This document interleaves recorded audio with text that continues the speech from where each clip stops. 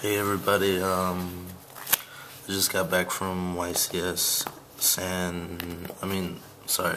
YCS Anaheim, and I made top 16 with Satellarknights.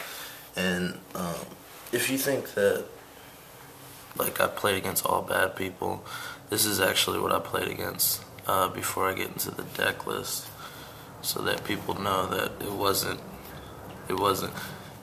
easy. I did lose my 2 feature matches though, which kind of sucked because I went undefeated for like 7 rounds, and then as soon as I play my first Shaddolls, I get 2-0'd. Then a deck that I usually beat me on because the guy was kind of playing kind of slow, and I just scooped game 2 after he laked me. So first round I played against Burning Abyss, I 2-0'd that. Second round I played against Clipboard, I 2-1 that. Noble Knights was kind of weird that it made it to round 3 undefeated. I 2-0'd that. Then for the next 3 rounds I played Clipboard, 2-1 to 2-1, and then 2-1. Then my feature match came up. I played Shaddolls. I got 2-0'd, which really sucked. Then I played a mirror match, Satella mirror match. I 2-1 that. Then I played another Shaddol. I 2-1 that. Then day 2, I got another feature match, and I got 2-1'd. I lost to Burning Abyss, which I usually beat. That's why I kind of sucked. Feature matches, I really don't like them. They made me feel kind of nervous, but and all day I was saying I want a feature match, and then when I get 2 of them, I lose both of them. So I gotta work on my nerves or whatever. Then I played against another Clipboard player. I 2-0'd him. Then in top 32, I 2-1'd a Burning Abyss player. Then it cut to top 16, and I lost in draft. I played against Squiddy. He was a really nice dude. I think we both knew that my draft deck was better, but because he wanted to keep playing, he didn't want to win from that, and he didn't want to win from time. But of course the judges wouldn't let us, so he got the win. I wasn't really mad because I already made top 16. I already got my deck box at my sleeve. So, and that's really what I wanted more than anything, was to get my first top, and I did it at YCS, so it felt good. So getting into the deck profile, I played one Sirius. This card, I really like it because it let me take out Emerald, so it freed up some extra deck space. And then I played 2 Procyon. A lot of people are not running this card for reasons that I have no idea, because this is the filter card. I consider this the beast of the deck. It's so good because if you get a handful of monsters and you can't really do anything, this card lets you get to your spells and your traps and your rotas. Every time I discarded a Satellarknight to draw a card, and it's not a cost, so if they breakthrough skill you, you keep your Satellarknight in hand.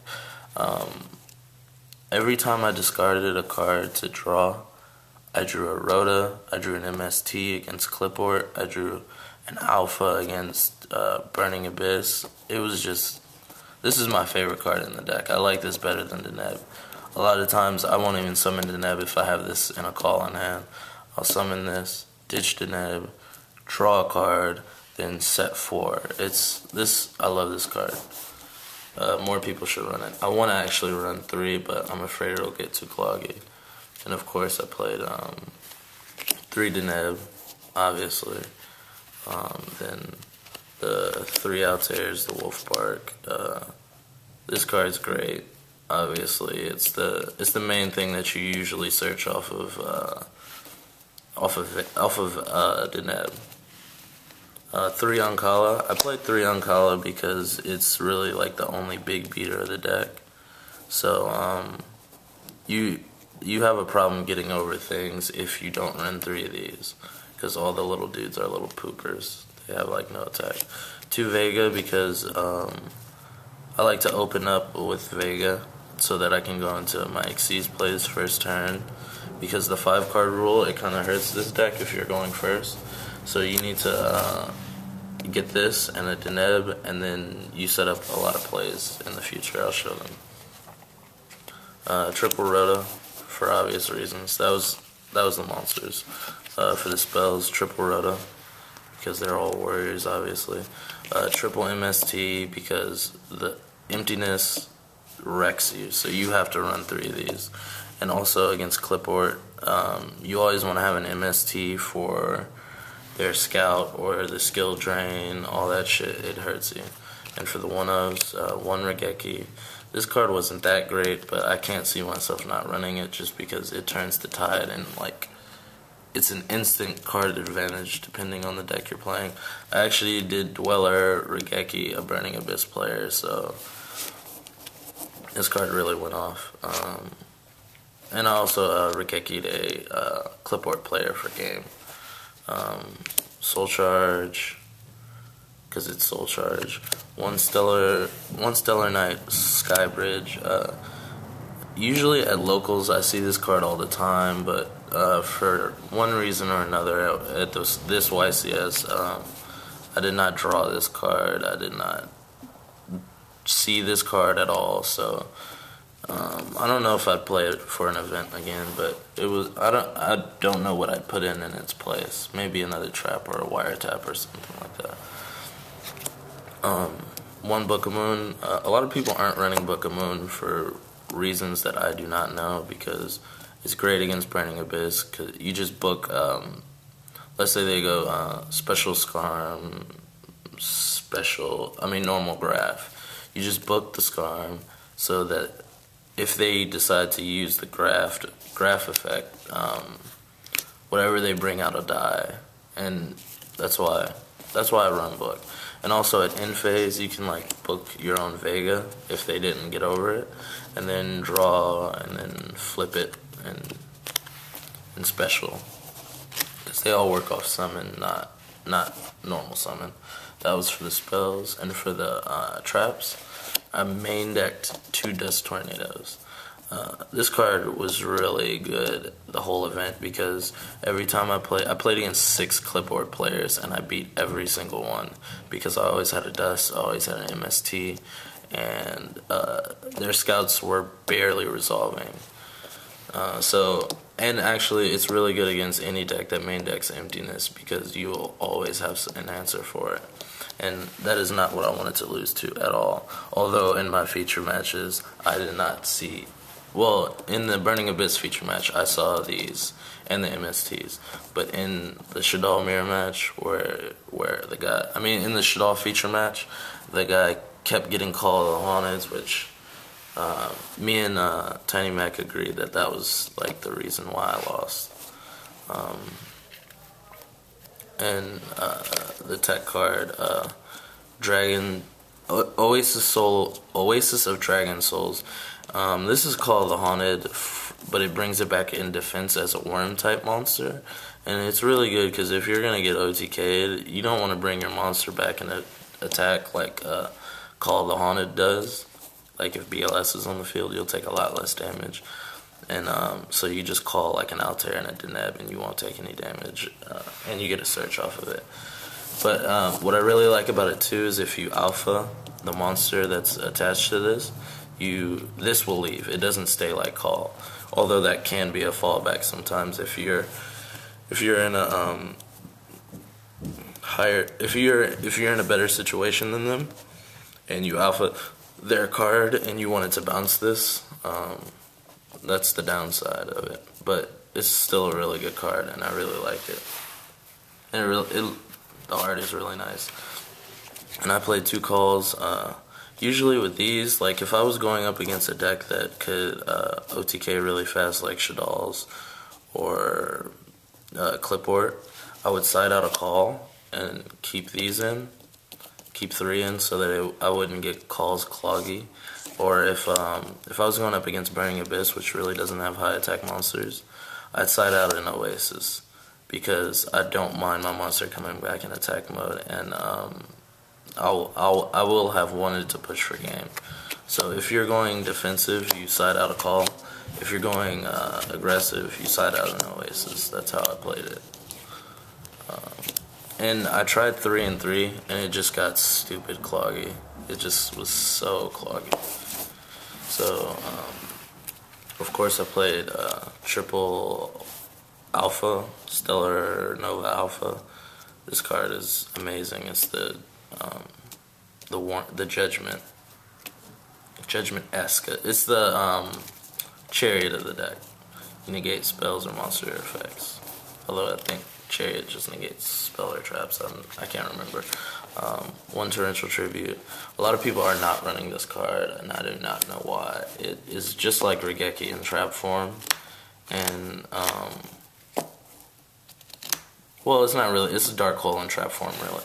But this card did wonders for me today. I mean, yesterday and the day before yesterday at the event. 1 warning. I'm really mad that in the feature match I did not side this out. I tried to get to game 3 really fast, and I did not get to side this out, and it ended up being like the reason why I lost. I was kind of mad about that. 1 Compulse, for obvious reasons. It gets rid of Xyz. 1 Bottomless. I always side this out against Burning Abyss because it barely goes off. It did go off once in the feature match, but it's not that great. Oh no, it went off in my last round against the Burning Abyss player. Fiendish Chain. I only play 1 Fiendish Chain because the Xyz monster bounces everything, and I didn't want to get these too clogged. So 1 was like just right, and then 2 breakthrough skills. Breakthrough skill really wasn't that good all day. There were a lot of times where I wish it was Fiendish Chain instead.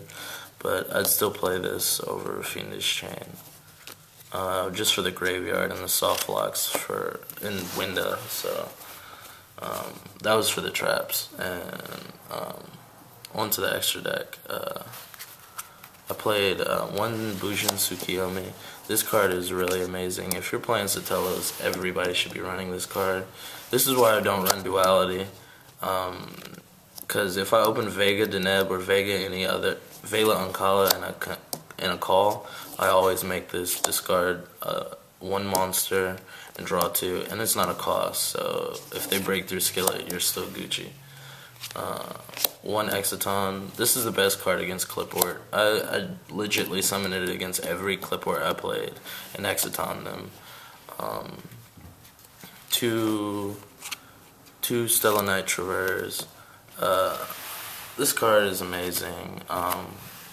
Against the Burning Abyss players I played, I hit all their tour guides. This card is this and Delteros are the reason why I play Torrential, because you have a Delteros and you Torrential, you just get Altair and bring back Delteros, and then you can push for damage. Or if you're going against Shadalls, of course, you won't get back Delteros. You Torrential, get back Altair, then Deneb, and search. Same with this thing. 1 Rhapsody, because it's Rhapsody. Actually, that day, the way I got over a disc, because I really had no way to get over a 28 beater that was actually normal summoned, I had to Delteros, then equipped Rhapsody to Delteros, pop his scout, and then attack over the monster. I got really lucky that I was able to do that. 1 Crazy Bucks, because I was not about to lose to Skill Drain without having an answer to it. So you just call and you normal summon a monster, and then you punch with Crazy Bucks. 1 Dark Rebellion. Xyz Dragon. This card was really good too. It won me 1 game against Clipboard, because they really couldn't get over this without normal summoning, and I always had Dust, and so they couldn't really normal summon. They couldn't really tribute summon. 2 Castels. You have to run 2 because it works well with Diamond Dyer. 1 Cowboy. 1 Heroic Challenger Gandiva. One Heroic Champion Gandiva. This card, it really works well against Clipboard if their Pendulum Zone is full. I mean, their Pendulum extra deck is full. Because when they Pendulum Summon, you could just, like, trap hole them all. That's why I like it. One Diamond Dyer. Diamond Dyer was amazing because these were the targets for Diamond Dyer. Clipboard is really hard to get over 23. So I always drew 4 against that deck. And after I was done drawing 4, I would just summon... after I was done for those 2 turns that this was on the field, I would summon Diamond Dyer, target this, pop their Scout or whatever, and then attack. And then Diamond Dyer would stay on the field, so it was really good. Diamond Dyer, whenever I use it, it always pops 2 cards. It's not just like my Scrap Dragon targeting itself. It's really good. Then Dweller, because I was thinking about cutting this card, but I'd rather have it and not need it than need it and not have it, you know what I mean? And then, same with Honor Arc. Actually, I did not lose a game because of Honor Arc. I was able to defend for long enough to normal summon another Altair, which was really good for me. And that was the 15 for the extra deck. And onto the side deck. I really made some last minute changes to my side deck the night before, which I'm really happy because I think that was the reason why I made it so far. One Thunder King. This was not in my side before because I kind of hated this card using it in my deck. Because every time I would have Thunder King Deneb, I would be really greedy and want to search for Deneb instead of just summoning Thunder King and controlling the game. But against Clipboard, my last round, the guy locked himself out of his Pendulum Zone with 2 Scouts, and I opened with Thunder King, so I just summoned Thunder King, and I had 2 MSTs, and there was no way he could get over it. I summoned Thunder King, attacked, in Battle Step, I MST'd the Sacrifice. He lost the Sacrifice, he lost the Monster, and he couldn't search next turn. I just set Dust Tornado, he couldn't do anything. And then next turn, he attacked into the Thunder King, and I just MST'd the Sacrifice, and he just lost from there. And I just summoned Procyon and then Sirius and just beat him down with little dudes. Then 2 DD Crows. DD Crow wasn't that well, but this card loves me. I always get it when I draw it, when I side it, so when I do side it, it works well. So I'm never going to take this card out my side. 2 Flying Seas. I did not draw this until the last round that I played Constructed. Flying Sea, my Burning Abyss opponent had no cards. He was at 2100. He was at 2800 life points. I had a Triverr. I had a Triverr, and which is 21. I top decked 21. I top decked Flying Sea. I summoned for my Flying Sea. Attacked with Triverr, then attacked for game with Flying Sea. So the one time I drew it, it actually got me to top 16. 2 Noblemen of Crosshouse. This card, I used it in my feature match and still lost, which really kind of pissed me off because I opened this and nothing else. But the guy had he had hella good cards. He was a good guy too. I played him in San Mateo. He was not a bad guy, so I wasn't that mad when I lost to him. And we're Facebook friends now. I'm dealing with that loss. 2 Shadow Mirrors. I saw this once. Soul Drain. Instead of siding 3 Shadow Mirrors, I sided a Soul Drain in 2 of these. Because on the off chance that I play Mermails or something else, or something with hands in it, I'll have a Soul Drain instead of 3 Shadow Mirrors. I decided not to main D Prisons and just side them because a lot of times, if I was in an advantageous position, I just keep bouncing my D Prisons and never being able to use it. So I just scrapped the card altogether and just threw it on the side for Clipboard and Shadal's. 1 Full House. This card won me my first match against Clipboard. At in phase, I full housed an Odd Eyes. I full housed a Scout, and then 3 back row, and the guy just scooped. And then 2 Fairy Wind. I was not citing this card for this event because I did not want to hit a sacrifice with this, but then this was the best card. I can see why it's $10 now. This is probably going to remain in my side for as long as clipboard is a thing. So that was the deck. If you liked the video, comment, like, rate, and subscribe. Thank you for watching. I made top 16. It was my first top. I was really happy. My friends were really happy for me. I felt like I really deserved it because the way that I paid for the trip is I won locals and then used that money, used whatever I got from that, sold it, and paid for my trip. So I felt like it was really like earned. You know what I mean? To all the Stellar players, don't give up on this deck. And people really count it out. But as you can see, I ruined 6 clipboard players' day, and well, I didn't really ruin their day, but you know what I mean. No, I'm sorry. I think it was 5 clipboard. 1, 2, 3, 4. Yeah, I beat 5 clipboard. I did not lose to that deck at all. So you can see what this deck is capable of if you play it correctly. Please don't read my feature matches because I got shitted on. And that's about it. Thank you for watching.